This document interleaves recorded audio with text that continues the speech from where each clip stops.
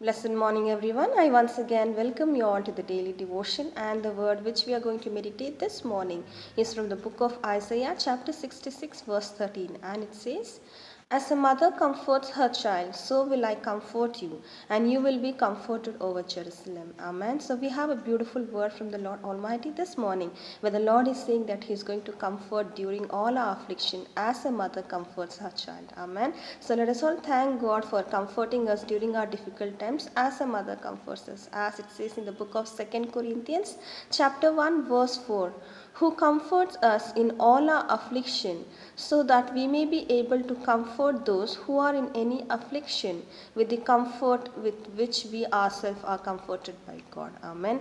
The reason the Lord Almighty is going to comfort us today is so that we can comfort the people who are really going through difficult situation, and through this let the God's name be glorified. Amen. Let us all thank God for the beautiful comfort which is going to give us and which we are going to share to others, and thank Him once again and pray.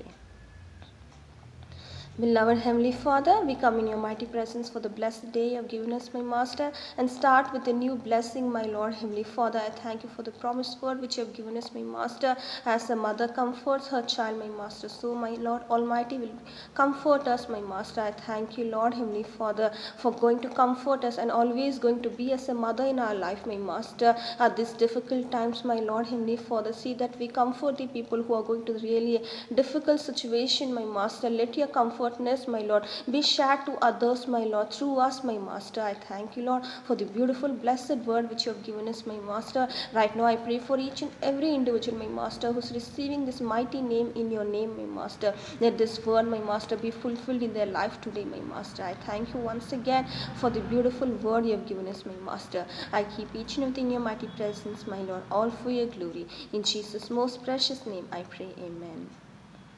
Amen. Thank you all. Have a great and blessed day. God bless you all.